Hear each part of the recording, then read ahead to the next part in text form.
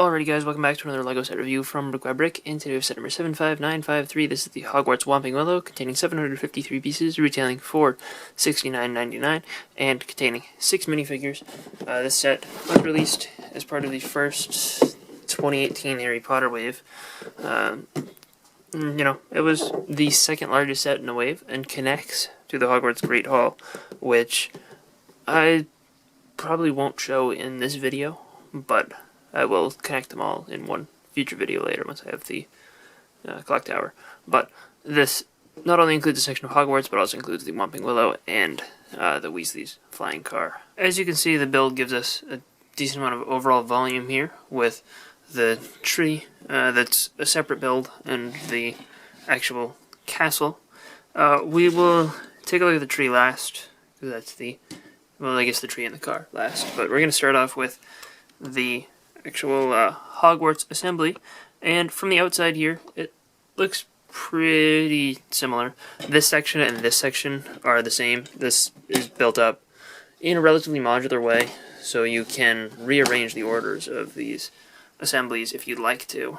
Actually, maybe I should try that with the way that I have things displayed, and put this here and have the train go through that, even though it can't, but I need the train tracks to extend further. But anyway, that's not part of this review, not significant.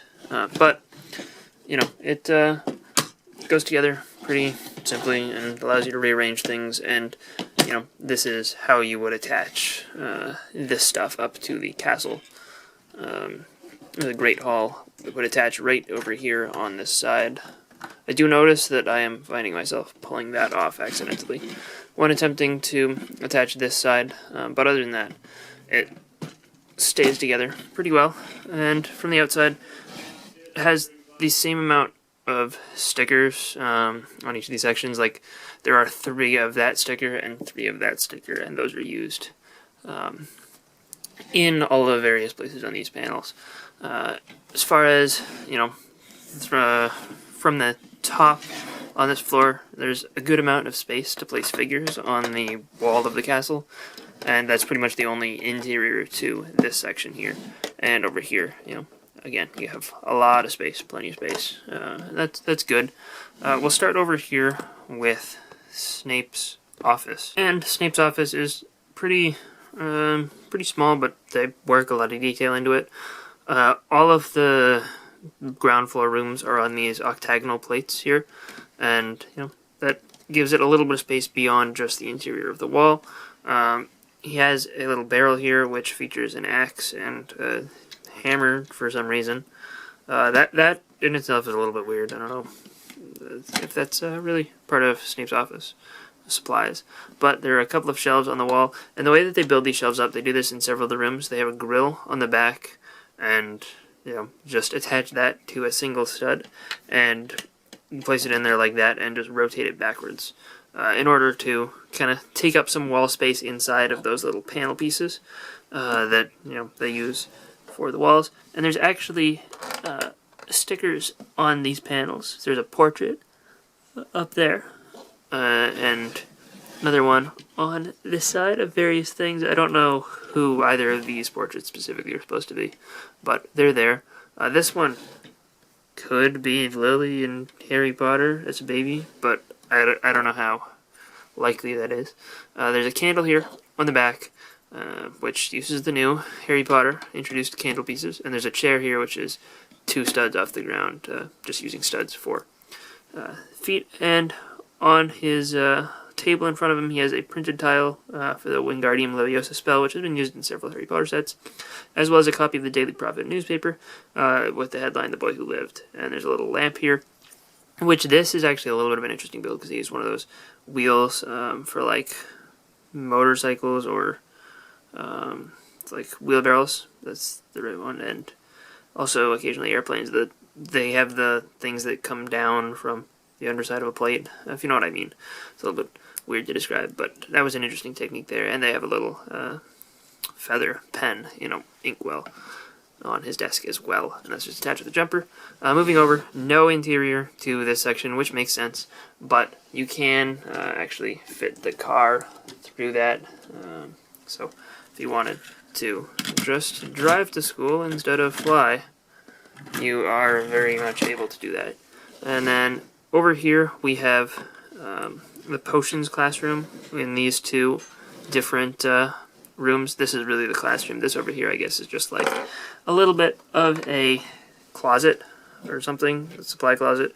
There's a larger portrait in the back there that looks pretty good. There's some brick detailing around it. That's probably the hardest sticker to see in this set, but there are just some shelves here with various colors of liquids, and a broom here in a barrel, and in here there's a little cabinet which features inside of it a little frog that doesn't want to come out. There we go. It's just a green frog, so I guess maybe they're using a frog in their potion brewing. But that's nice to get in the way there. And they do have these pillars here which do look appropriately Hogwarts. And over here in the actual potions classroom there's a little table, but if we remove that real quick you can see these shelves behind it. Those are basically the same design of shelves as was used in Snape's office. And there is a portrait over there of a dude in a hood, and a portrait on this wall of some lady wearing glasses. And these are gemstone on the top of these two yellow vials. I don't know what they're supposed to be, what the significance of those is. But there's also a candle and two little cauldrons, which is nice to get that cauldron piece, as well as something to stir the cauldron up, and we get this crystal sort of thing going here with the pink studs underneath that kind of make it look a little bit nifty from the top. But that's all there is for the bottom floor interiors. And moving up to the next floor, we have this Gryffindor dormitory room, and you do have two beds in there, and the beds are just attached onto jumpers, so they're relatively easy to remove, and you can just lie a figure down in the bed like this by sticking their feet into that part, and it looks appropriate. You're able to fit two figures sleeping side by side. It's very small for a Gryffindor dorm room, and I wouldn't be surprised if we eventually get another representation of one in a future Hogwarts series set. And there's a Gryffindor banner on the back wall, which looks pretty good. If we move up one more floor, this is the only section that's this high up, and it's just a little bit of an owl, or I guess an owlery, which they had this in the 2010 or 11, the last wave of Hogwarts sets, in the big Hogwarts Castle set. The turret area of the roof did also have an owlery inside it. I don't know if that's completely accurate to the location in the movie, but then again, I don't think any of these rooms in the series, aside from the Great Hall, are completely perfectly accurate in terms of their location. But we do get Hedwig here, which is nice to get, as well as a blank printed or unprinted 1x2 tile in white, and a feather piece, so you could write your letters up there. And the way that this is attached is actually interesting because it's on a rotating piece, and it just gets locked into place by these little slopes. And the other significant build in this set is the Whomping Willow itself, and I actually was not expecting to like this as much as I did. I do think that in this form it looks kind of plain a little bit. We do have the entrance to the Shrieking Shack underneath. I guess you can't really fit many figures through it, and it's not going to take them to the Shrieking Shack. I guess you can slide a figure in like that, but that's the best you can do. But this is pretty decent looking, I guess. Better than it looks in the official pictures, I think. You do have some little roots sticking out, which those are nicely done, and this kind of sticks out like a sore thumb, but that allows you to spin the tree around, which is cool. You can kind of move it however you want. All of the branches can be articulated. They're all on ball joints, so I don't know, maybe if you want to make the tree look a little bit more dense, you can kind of, move them upwards a little bit. These plant pieces kind of like to fall out, but other than that, the build is pretty sturdy and looks pretty good. You can also rotate the ends of these if you'd like to. But that's that. There's a sticker on here, which I actually like the way that these are done up. These branches, they actually kind of want to sit in a nice place, once you push them up to the point where they don't want to go any further, they work pretty well. And these stickers actually do a great job of wrapping around these pieces. They're perfectly sized, so it's not too hard to apply them. So it's pretty good. Of course, the flying car, which we're going to look at this once we get this out of the way, but you can sit this up in the branches, and this is what sold the set for me. It likes to knock out these branch pieces sometimes, so I would recommend attempting to put the front end between two sections that don't have those branches on them. That would probably help you in keeping it from knocking those off. But if you stick the car up in the tree, just like that, you can still spin the whole tree around with it up there. And, you know, it's a good look. I like this. Especially if you get it at like an angled pose like that.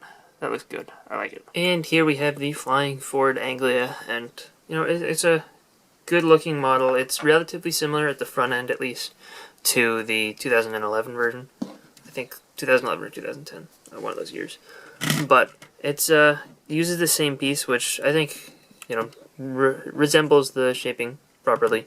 Uses these grill, or I don't know what they are, like slider pieces in flat silver, which looks nice. And we have a sticker on the front for the license plate, same sticker on the back.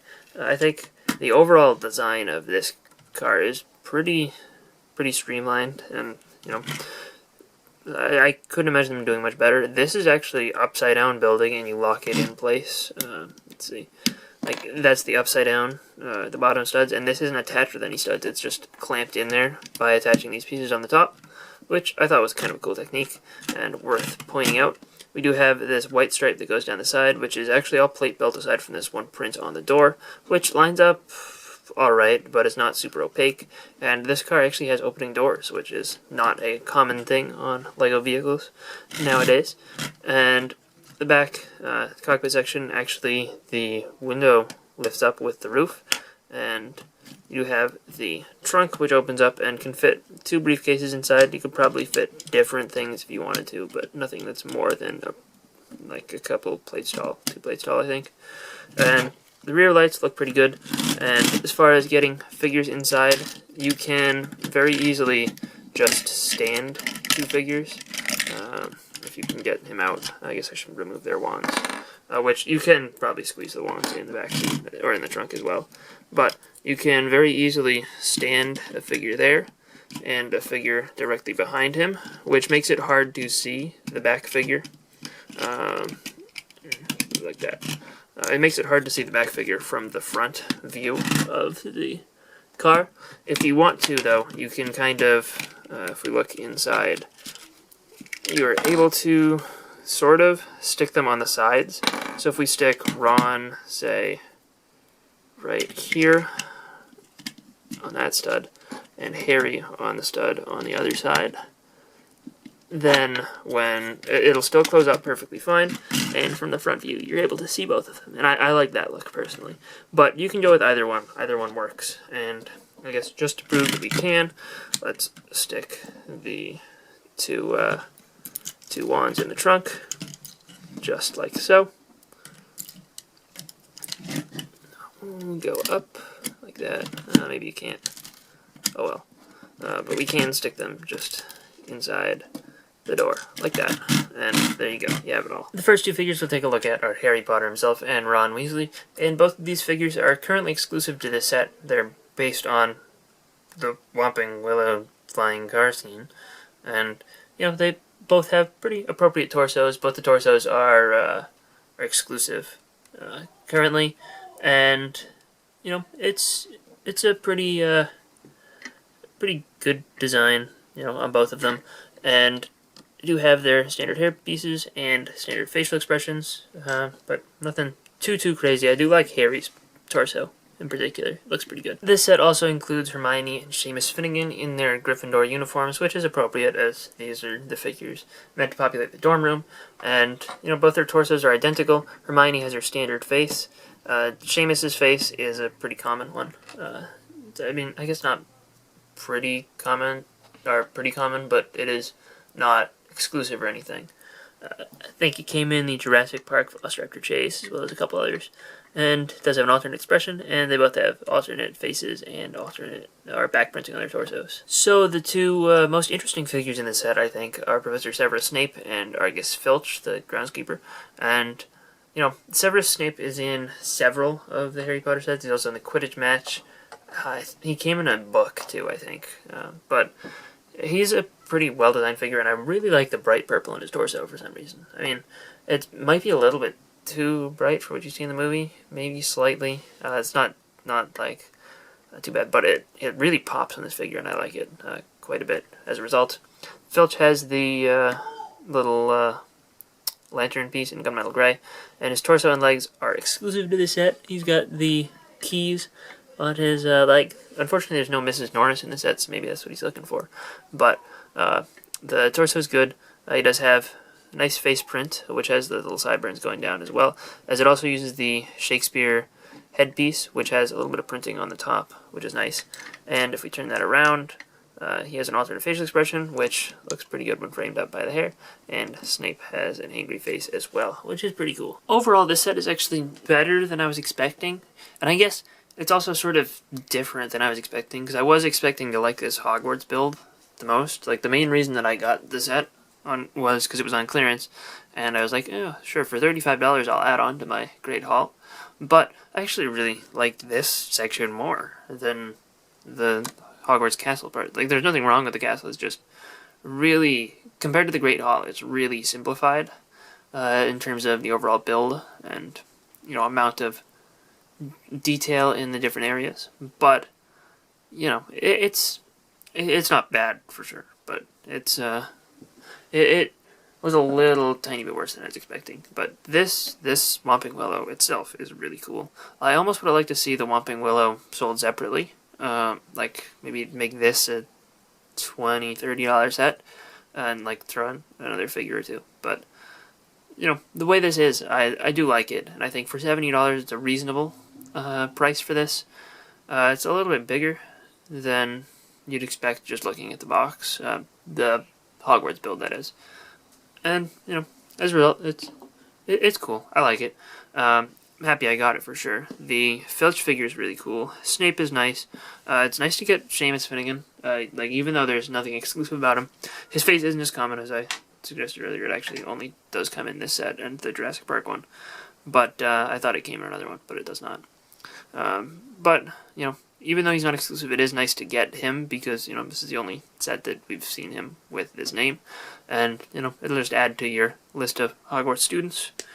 You know, it's cool to have. It would be nice to get more Ravenclaw or Hufflepuff students.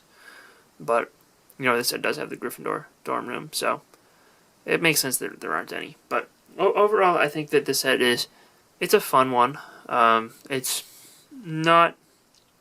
It looks good on display. I wouldn't buy this to be the centerpiece of your display, but if you have the Hogwarts Great Hall, this put next to it just looks fantastic. And, you know, I would definitely recommend the Great Hall over this still, but this is cool, and I do like it. So, hope you guys enjoyed this review. If you did, let me know in the comment section down below, and I will see you guys all next time. Bye, everyone.